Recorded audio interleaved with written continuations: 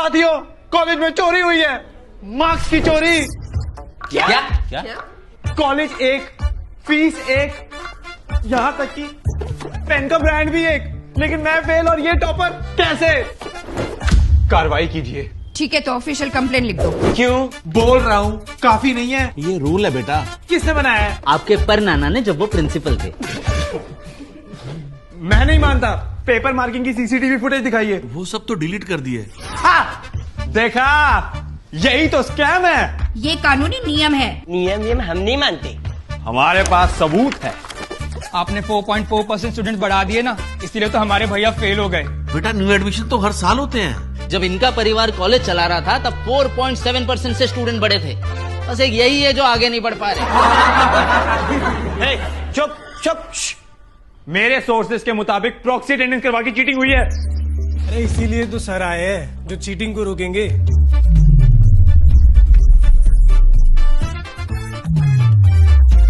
हम सर का विरोध करते हैं। पहले बोले चीटिंग रोको, अब चीटिंग रोकने वालों को रोको। अरे चाहते क्या हो? मुझे बस टॉपर बना दो, बाकी सब जाए भाड़ में। मेरा मतलब अभी हो मतलब ही, तू टॉप नहीं करेगा तो सबको चीटर बना देगा। भाग यहाँ से। जो खुद हुए फेल अब रच रहे झूठ का खेल।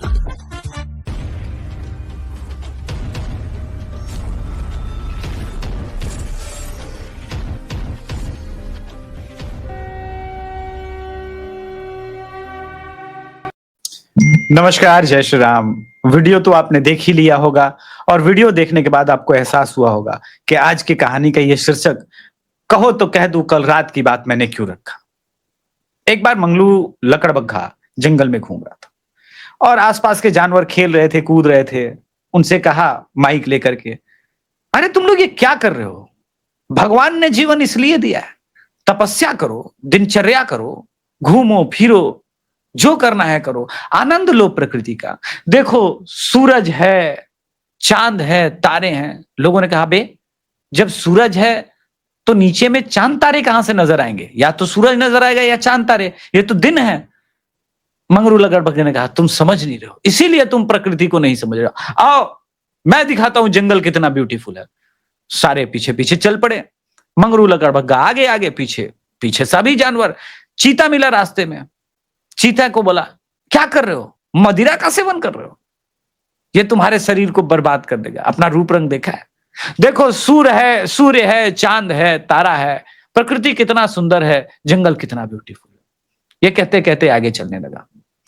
शेर की मान पर पहुंचा, वही डायलॉग, शिकार करने जा रहे हो?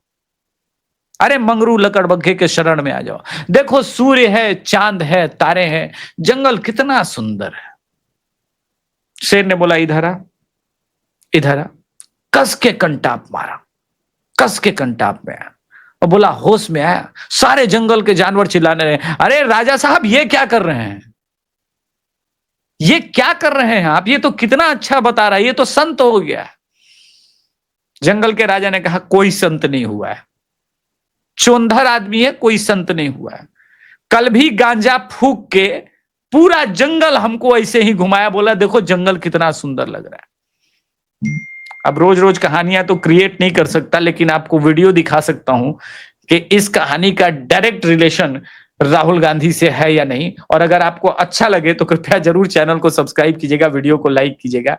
पहले आप वीडियो देखिए और इसको सुनिए कि भाई अल्टीमेट वही जो मैंने कहानी सुनाई वो है कि नहीं। आप सब यहाँ आए, रात के समय आए, बारिश में आए, धूप में आए, धूप में आए। तुम अपने हो इसलिए।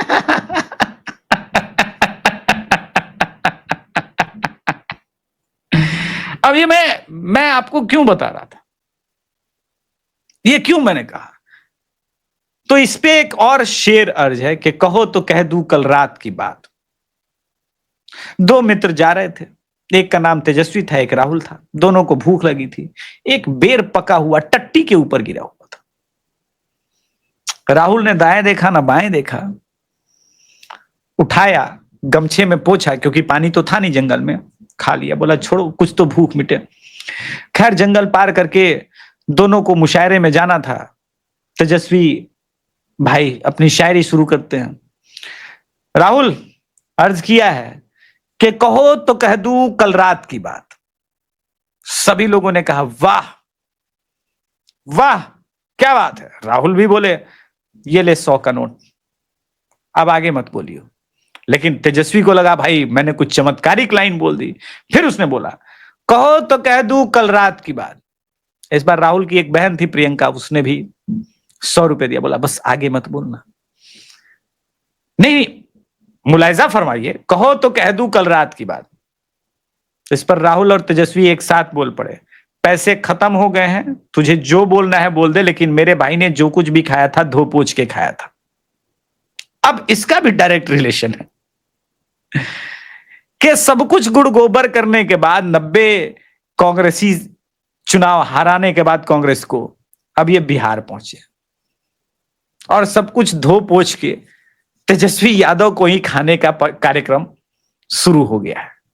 और राजनीति में मैं ये नहीं कहूंगा कि इस फिल्म के तमाम घटनाएं काल्पनिक है, जिसका किसी भी जीवित या मृत व्यक्ति के साथ संबंध होना महज एक संयोग मात्र माना जाएगा ना। ये सटायर है गुरु, ये वीडियो है, कंटेंट है, पॉलिटिकल कंटेंट है, और यहां एंटरटेनमेंट का बीच बीच में तड़का लगाना ही पड़ेगा। हमको भी तो देखना है ना कि भाई लोग वीडियो को लाइक करें, शेयर करें, सब्सक्राइब करें, ताकि व्यूअरशिप भी आए। दोनों बैलेंस करना पड़ेगा। अब मैं आ रहा हूं मुद्दे पे कि ये सब कुछ क्यों हो रहा है इस देश में। राजनीति में कोई भी चीज अचानक से कुछ भी नहीं बदलता। राजनीति में बदलाव के जो कारण होते हैं वो बेचैनी होती है। राहुल गांधी की बेचैनी ये है कि भाई कब तक मैं विपक्ष में बैठा रहूंगा, कब तक मैं विपक्ष में बैठा रहूंगा। अब तो पेशेंस जवाब दे रहा है, और इतना जवाब दे रहा है कि पत्रकारों से सरेआम सिर्फ प्रश्न पूछ लेने भर से ये बौखला जाते हैं। सुनिए, ये भी इस वीडियो को भी सुनिए और इनकी बौखलाहट को समझिए। अगर इनकी बौखलाहट ऐसी है तो अंदर में नफरत कितना ज्यादा है उसको समझने का प्रयास करते हैं। कई बारी जब सेशन होता है तो सत्ता पक्ष और विपक्ष आमने सामने होता है, जेपीसी की मांग होती है और सेशन पे सेशन वॉश आउट हो जाते हैं और जनता का पैसा वेस्ट होता है। तो क्या आपको ये तो बीजेपी की लाइन है। तो क्या नहीं, मतलब जनता का पैसा के सेशन वाटर, आप ऐसी टी शर्ट ले लो ना एक, मुझे मैं आपको दे दूंगा, जरूरत नहीं है। उनका वो सिंबल दे दूंगा आपको, ये उनकी लाइन है। सवाल आपको पसंद नहीं आए वो अलग बात है, पर आपको किसी नहीं, सवाल मुझे बहुत पसंद आ रहा है। इस तरह से उंगली उठाने की जरूरत नहीं। आप चेक, बहुत अच्छा लग रहा है, बोलिए। बीजेपी का बैच पहनने। अब आप, ये फ्रस्ट्रेशन है। सिर्फ इससे ये पूछा गया कि भाई क्यों सेशन को बर्बाद कर रहे हो। ये समझ गया कि हमें फंस सकता हूं।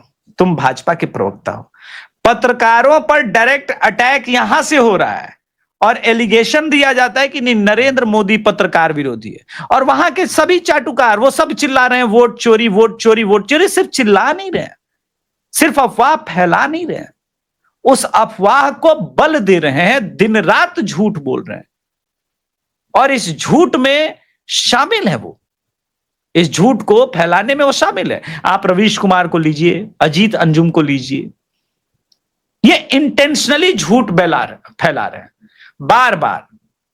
ये कोई डिग्री का विवाद जो आज से आपको दिख रहा है, ये कोई आप लोग को लग रहा होगा कि नया है। नहीं, अभिषेक तिवारी आपके लिए पूरा रिसर्च करके लाता है ना वीडियो भाई। ये कोई आज का नया नहीं है।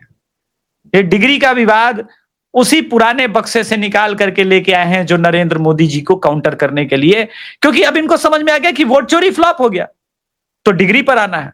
3-4 दिन पहले भी राजीव पाठक ने उनका बयान भेजा था। एंटायर पॉलिटिकल साइंस का मसला आप समझ ही गए। अगर आपने पॉलिटिकल साइंस के साथ कोई सब्सिडियरी विषय ना ली हो तो ऐसी डिग्री मिलती थी, और एक ही विषय के सारे पर्चे आपको पढ़ने पड़ते थे तो संपूर्ण राज्य शास्त्र की डिग्री मिल जाती थी। केजरीवाल ने न सिर्फ इस मसले, अब आप देखिए, स्वयं इस रवीश कुमार को याद नहीं है कि भाई इसने एनडीटीवी पर क्या मोदी जी के लिए और एंटायर पॉलिटिकल साइंस पर क्या बात कही थी। मेरा यही तकलीफ है इनसे। मोदी विरोध में इतना आगे आ चुके हैं, दिन रात इतना झूठ बोल रहे हैं कि इन्होंने कल क्या झूठ बोला था इन्हें याद नहीं रहता। क्यों याद नहीं रहता? ये इसलिए याद नहीं रहता क्योंकि झूठ बोलने वाले को आदत नहीं रहती। अच्छा, हमला करवाया जा रहा है, लेकिन कोई ये बता नहीं रहा है कि इंदिरा गांधी स्वयं कॉलेज ड्रॉप आउट थी, Rajiv Gandhi college drop out, Sanjay Gandhi की स्कूल ड्रॉप आउट और Rahul Gandhi Cambridge drop out. ये तो नाम करा क्या है। और सिडनी वाले तो पहले सिडनी लिखा करते थे, वो आजकल लिखने लगे नहीं नहीं हम इंडिया से ही पढ़े। और सोनिया गांधी, ये तो फॉर्मल स्कूल, इनकी तो फॉर्मल स्कूलिंग भी नहीं हुई है, इनकी तो फॉर्मल स्कूलिंग नहीं हुई है। तो एंटायर पॉलिटिकल साइंस की बात करने वाले लोग डिग्री देखना ही चाहते तो डिग्री दिखा देते हैं। और ये मत पूछना कि कंप्यूटराइज क्यों है, उस जमाने में लिखित आता था, आज निकलवाने जाएंगे तो लिखित वाली ओरिजिनल प्रति नहीं मिलेगी। मोहनजोदड़ो की तरह खुदाई करके नहीं निकाला जाएगा कि वो दीमक खाए कि नहीं, ऐसे ही कंप्यूटराइज ही निकलेगा। इतना दिमाग जो है घुटने में मत लेके जाओ कि चलना फिरना मुश्किल हो जाए, उठना मुश्किल हो जाए। पीएम मोदी की एक बार फिर से जो डिग्री विवाद को लेकर के ये सारी बातें हो रही है, ये सिर्फ इसलिए हो रही कि इनको समझ में आ गया कि वोट चोरी तो हमने मुद्दा उठाया, उसको धो पोछ के खा लिया है। इसीलिए मैंने वो शेर कहा कि कहो तो कह दो कल रात की बात। ये दो कंबाइन जो मैंने कहानियां कही, उसका कारण यही था। अब आप देखिए स्थिति इनकी इतनी गंभीर है, मुझे लग रहा है कि किसी दिन किसी राष्ट्रवादी को ये लोग, मैं बता रहा हूं ये संभव है, इनका देख करके इनके बीच लड़ाई ना हो जाए। कुछ भी जो स्थिति है वो बहुत बहुत अब गंभीर हो गई है। इसको मैं सुनवाता हूं राहुल गांधी का, ये जो आजकल टोपी पहन के चल रहा है, लग रहा है कि बाल भी जाने वाले। होता है चिंता में और चिता में एक बिंदु का फर्क होता है, बस एक बिंदु मात्र का फर्क होता है। ये चोरी सालों से हो रही है। हाँ हाँ, ये चोरी गुजरात में पहले शुरू हुई, क्या बात कर रहे हैं? उसके बाद 2014 में नेशनल लेवल पे आई। हाँ हाँ। उसके बाद चुन चुनकर ये लोग स्टेट जीतते हैं और हरवाते हैं।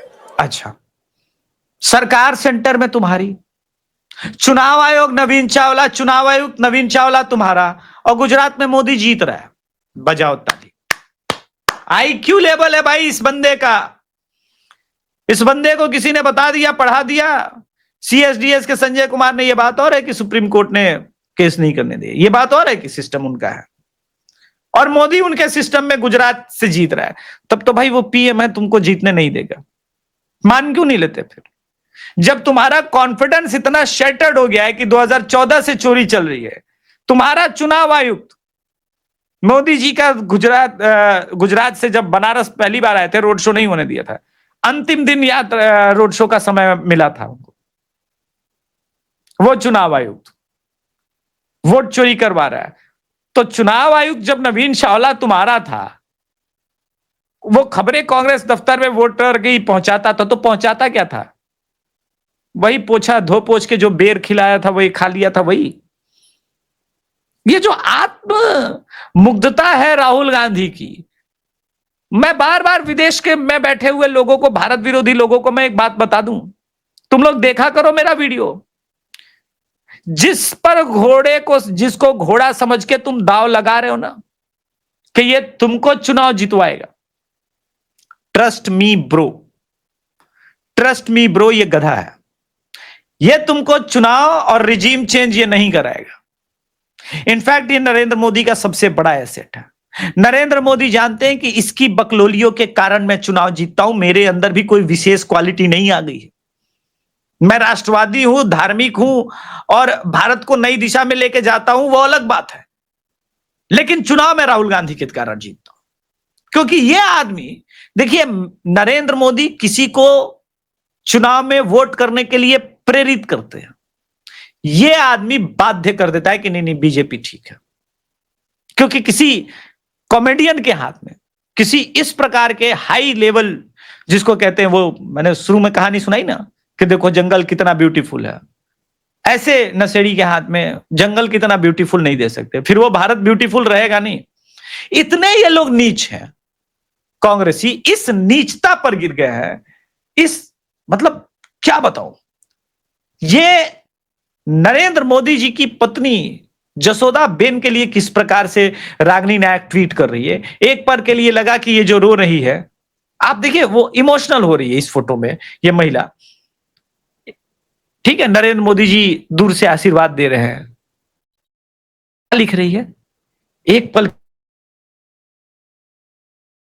कर सकते हैं इनका फ्रस्ट्रेशन कितना है।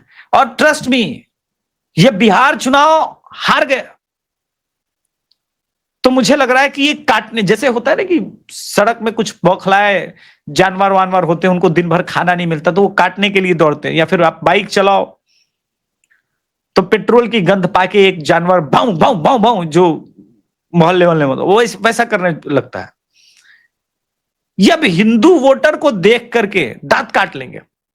जो स्थिति बन रही है वो हो सकता है आपको नोच लेंगे, क्योंकि स्थिति बहुत विकराल बन रही है मित्रों। ऐसी स्थिति बनेगी मैंने सोचा नहीं था। ये संक्रमण जो है वो बढ़ रहा है, इसको रोकने के लिए कुछ करना पड़ेगा, कुछ सोचना पड़ेगा। लेकिन आपको भी लगेगा कि भाई क्या करें, क्या सोचे, क्या कहें। ये बात भी ठीक है। अब महाराष्ट्र इलेक्शन पर ये जो मैं क्या बताऊं, मैं इस आदमी का वीडियो शेयर नहीं करना चाह रहा था, लेकिन ऋषि बागड़ी का ट्वीट है, वो मैं ट्वीट शेयर कर देता हूं और मैं कुछ सेकंड बाय सेकंड इसको बढ़ाऊंगा। ठीक है। Fake news on Maharashtra election, the wire spark viral rumour by questioning 5 lakh voter mismatch after removing postal ballot. ठीक है, वो तो जानते हैं कल्पना है। उसके बाद उसके ऊपर ये जनाब जो है बताने लगे कि इतने सारे वोटर मिसमैच हुए, और ये सारा थ्योरी लेकर के वही संजय कुमार ने कैलकुलेट किया जिसके ऊपर ये वोट चोरी का मुद्दा हुआ।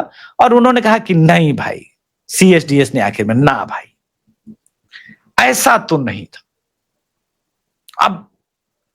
अब समझ में आ रहा है मोदी की तकलीफ कितनी। मोदी से तकलीफ इतना ज्यादा है, इतना बढ़ा हुआ है कि अब करें तो क्या करें। अब देखिए, मैंने किस किस को द अभिषेक तिवारी शो का दिल्ली का विश्लेषण याद है। मैंने एक आदमी के लिए कहा था ये बंदा अस्पताल वाले मामले में ईडी में जाएगा, याद है? बहुत सारे लोगों को याद होगा, जिनको याद होगा कमेंट बॉक्स में हाँ में आंसर लिखेंगे। यह मामला अस्पताल निर्माण को लेकर के ईडी की रेड हुई और सौरभ भारद्वाज के निपटने के चांसेस आ गए। इसीलिए यह विरोध है, क्योंकि वो आदमी कह रहा है 30 दिन के बाद तुमको रगड़ देंगे। 30 दिन जेल में रह गए तो नो सीएम और नो पीएम, मुझ पे भी चार्ज लगता है तो 30 दिन जेल में रहा, मैं स्वयं इस्तीफा दे दूं, खत्म। ये स्थिति है। ठीक है, चुनाव, ये लोग कह रहे थे ना चुनाव हराने के लिए कर रहे हैं, अब तो चुनाव खत्म हो गया दिल्ली में। फिर भी देखिए, नरेंद्र मोदी ने प्रॉमिस किया है हर एक हिंदू को, इस देश के सभी हिंदुओं को, कि भाई भ्रष्ट लोग तो जाएंगे। तो भ्रष्ट लोग जैबे करेंगे, बांग्लादेशी जैबे करेंगे, तो फिर बचेगा क्या कांग्रेस के पास यार? फिर कांग्रेस के पास क्या बचेगा? फिर कांग्रेस के पास कुछ नहीं बचेगा। इसलिए पूरा मामला है कि भाई अब अगर मोदी को नहीं हटाओगे तो भाई बहुत दिक्कत हो जाएगा, बहुत खतरनाक हो जाएगा। ठीक है, चलिए आज के संस्करण में इतना ही। अगर आपको द अभिषेक तिवारी शो के वीडियो पसंद आते हैं तो भैया चैनल को सब्सक्राइब कीजिए ना, क्या दिक्कत आ रही है? चैनल को सब्सक्राइब कीजिए, वीडियो को लाइक कीजिए और सपोर्ट कीजिए द अभिषेक तिवारी शो को। Thank you so much. जय श्री राम।